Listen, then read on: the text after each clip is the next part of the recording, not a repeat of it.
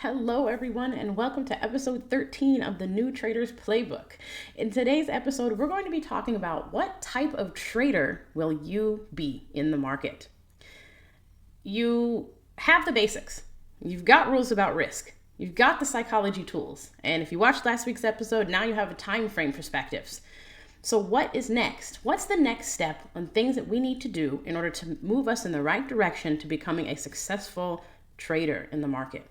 Well, today what we're going to do is we're going to analyze how you can pick a trading style that not only you can stick to, but one that is also right for you. Okay, so then that begs to ask the question, does style actually matter when it comes to how you trade? You know, there are actually a lot of beginners who straight out just quit trading altogether because they unfortunately picked the wrong style of trading for their life and personality. Now imagine you go through all those hundreds and thousands of hours, so much effort to learn how to trade, and then you just end up giving up. Come to find out, it's actually because you chose the wrong style that doesn't fit with your own personal life. Just because you saw someone suggest a certain kind of style online doesn't necessarily mean that that is the way that you should be trading. Okay, just like last week, we talked about different time frames and how that contributes to the way we should observe price. And maybe if we are a beginner, we stick with some bigger time frames. The same exact thing happens here when it comes to choosing a style. But in this case, we're going to choose one that works best for our personal life. So the main four types of trading styles that you're going to find, you've probably already become familiar with these, but we're going to go over them real fast. Number one is scalping. Usually that is when you are just holding on to a position. You're in a trade, which means from start to finish. You're in that trade somewhere within the range of a few seconds to minutes. That's it. Day trading, which is what most of the information I talk about on this channel, is mainly holding for a longer period of time. Sometimes it could be considered minutes, but usually you're looking for holds that might last for a few hours. Regardless, the point of day trading is it all happens within that day's session. Number three is swing trading. So if you're a swing trader, you're going to be maybe holding for days, at least overnight. That would be what constitutes a swing trader. You're holding overnight or possibly up to a few weeks in order for price to get from your entry to the location where you expect it to go for your take profit or for your stop loss. Finally, it's position trading, which oftentimes is also just mainly referred to as investing. If you're investing, it could be weeks or months or years, right? In these cases, you're holding a position, and usually it would be something like you buy a stock that you really like, you are investing in that stock, and you're going to hold it for the long term. There are some people who've been holding stocks for 20, 30 years, right? Those are definitely more in the range of position trading. So let's take a look at why it's so important for us to pick the right style for our personal life. So in determining which one of these is actually right for you, you kind of need to know the good and the bad of each side. So number one, scalping. We talked about before, it's somewhere between seconds to minutes. You have to realize that scalping is very high stress, because it requires extremely fast movements. You've got to get in, you've got to get out. You have to, know all your buttons. You have to know where you're going. You have to have a really, really good ability to fully focus on the market and make very fast decisions. So with that in mind, scalping probably would not be a good idea for people who don't work well under intense stress, people who can't maybe deal with the speed that is required for scalping. And also if you're just someone who's super, super busy and you're trying to just trade on your phone, that's definitely not the kind of trading that's going to be conducive for long-term success if you are trading from a busy perspective to begin with. Now, the second one, a lot more open to the vast majority of us, is day trading, which means that you may be in a trade for minutes to hours. Now, it's still considered high stress because some of the trades might happen pretty quickly, minutes or so, but it's probably leaning towards those who are able to commit more time in the market, more time to looking for good trades. So definitely full-time traders are mostly day traders. They're fast thinking, but it does allow for a little bit more confirmation than scalping, a little fewer fake outs than scalping. But in the same regard as number one, scalping, day trading is not good for people who have busy jobs or would consider themselves slow thinkers. That does not mean that there's anything wrong with that. It just means we're trying to find the right style of trading for us as individuals. None of these are better than each other. None of these are worse than each other. It's just who you are as an individual and then finding the proverbial shoe that fits. Number 3 would be swing trading. So with that, as we talked about before, days to weeks might be the amount of time you'd be holding on to a trade. Definitely overnight is the portion that makes it swing trading.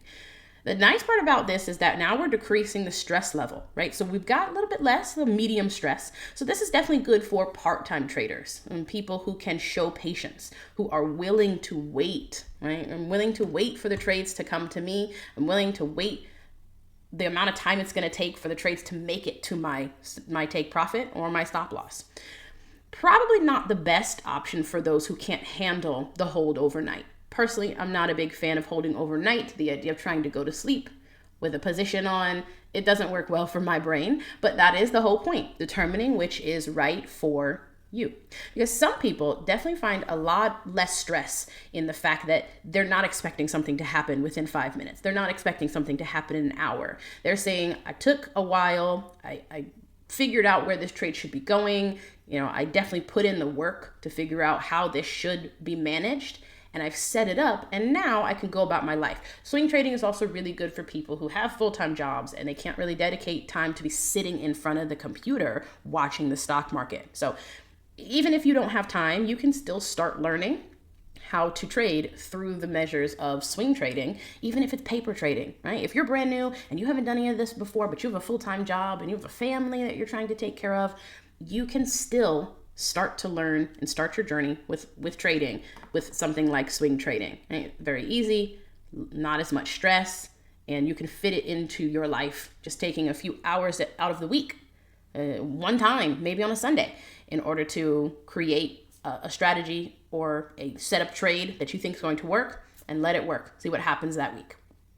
The final one is we talked about those position traders or investors, weeks to months to maybe years. Definitely a lot less stress. It's for the long-term, low-maintenance trader. But it's not so good for people who want quick feedback or gratification. Now, you got to be really careful with this. If you want quick gratification, you might start wanting to lean on the scalping area. But remember, the more trades that you take, the more opportunities you have to lose. Right? So that's a nice part about it. You think about a trade, you think really hard, you make a good trade, and then it doesn't go well. Now you're taking another and another and another and another. So every time you go down this list, the farther you go down, the fewer trades you're going to be taking. But the higher you go up, the more trades you take, the more opportunities you open yourself up to. Lots of losers. Okay? The whole point, determine which is right for you. Okay, so let's ask some questions. Let's determine together what the right style for you would look like. So here we have a few questions, and you should be able to use the answers to these questions to help you to determine the style suited for your own personal lifestyle. Now remember, it's not about what we want. It's not, oh, I want to be a scalper. Oh, I want to be a day trader. That's not the point. The point is what is best for you with the way that your life is currently going, how your life is set up. That's the most important style. And that's where we're going to make sure that we don't run, and quit day trading or quit scalping or quit, position trading because we picked the wrong style. Okay. So here's some questions I want you to ask yourself. Number 1, how many hours are you willing to dedicate to watching the markets live per day? If it's less than 2 hours, you might want to lean a little bit higher towards swing trading. If it's over 4 hours and you have plenty of time to focus on trades and look at the market and analyze, then definitely day trading is probably right for you. The less time you can spend in front of the computer, the less opportunities to find these multiple trades that would be required for day trading or scalping. But if you've only got an hour, 2 hours, or maybe just the weekend, you can definitely set up some fantastic swing trades, even if you don't have the time to really dedicate to watching the markets live. Number 2, do you prefer quick feedback, or are you okay with waiting a few days or weeks? If you are the kind of person, like myself, who really does require and desire quick feedback, was this the right decision? Can I start creating and writing down and collecting data based on that decision? If that is who you are, then you would want to lean more towards a lower form, day trading. If you're fine with waiting longer periods of time, with going into the market, analyzing it, finding one really solid trade that should play out within a week or two, then swing trading might just be the right choice for you. Definitely less stressful. Number 3, can you handle holding overnight risk? Because if you know anything about holding overnight, when the market opens again, there are oftentimes these big gaps. We've talked about that in previous episodes. With a big gap, that means you may have to account for what that gap could do. You definitely don't want to have your stop loss in the wrong place and get bounced over a gap and now you've lost a lot more than expected. Okay, so if you can handle overnight risk, then maybe swing trading is for you. If you can't, or if you're trading maybe a prop firm that does not allow overnight, then of course you would want to lean towards day trading. And number 4, what is your stress tolerance? This is probably one of the most important ones on this list. Analyze honestly. Are you more high octane, really calm under stress? Or are you a calm analyzer who is able to look at things from a much wider perspective? If you're faster and you're, zooming and you're calm underneath that type of stress, okay, day trading might be right for you. But if it's not, and maybe you find more calmness within the preparation that's ahead of time as opposed to right at the moment making a decision, then that's definitely the right place to move over to swing trading, okay? Now, depending on the answer that you gave to these 4, that should tell you where you want to lean. If you had one, and you said all of them were day or all of them were swing, okay, well then you definitely know where you should be when it comes to your style. But if you had a little bit of a mix of the two, right, and maybe you're a beginner, you might want to hold off on the day trading and start off with swing trading. If you can't swing trade because of the type of account that you are using, one thing I want you to remember is that if you use the high time frame charts, like we talked about in our last episode, you can still get a type of swing trading vibe during a single session. Right? So you can act like a swing trader that trades as a day trader. So you could use the daily, you could use the 4 hour if you just use those two and you're looking for trades that could happen and set up sometime during the single session, not overnight, not after the session closes. You could be able to pick some things that will happen during the day. You just have to shrink your expectations for how big those moves are going to be. You can make it work. As long as you can figure out what works best for you, the style that makes you feel the most comfortable, then you can figure out the perfect kinds of trades to take for your style. Now, we've talked about creating a trading playbook, right?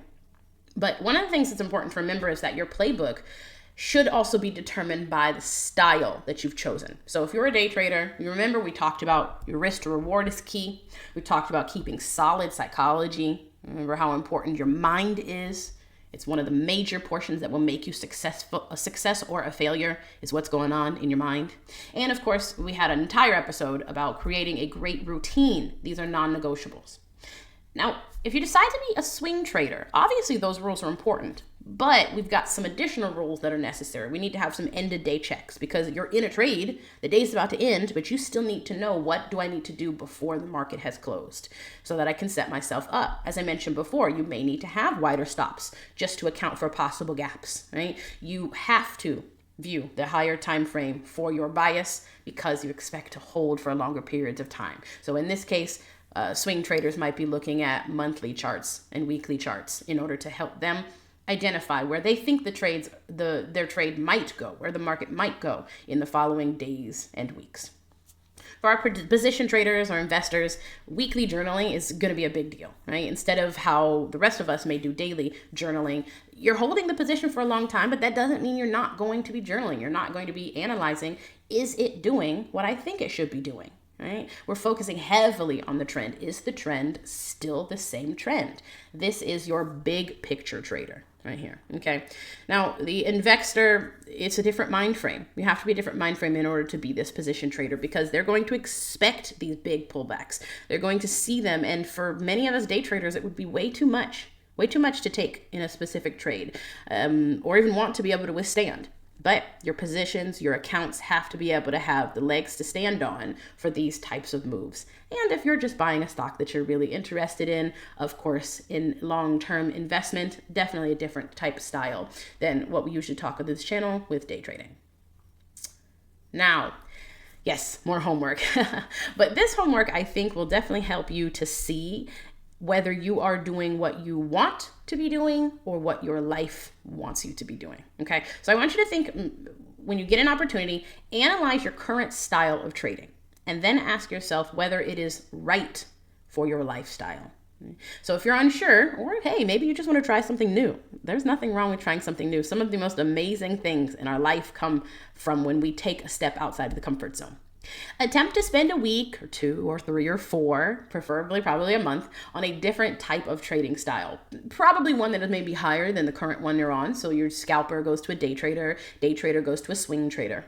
After you've done that for the week or the month, see if it alleviated any of the stress or issues you've been experiencing. If you have been going through something, struggling with your trading, see if an adjustment to a different style actually helps with some of those issues. Like I said at the beginning of this episode, sometimes it is as simple as we chose the wrong style for our own personalities, okay? Who knows? Maybe a small adjustment might just be what you need to finally find success in the markets. So thank you so much for listening to today's episode. If you enjoyed it, please feel free to like and subscribe to the channel, and I'll see you in the next episode.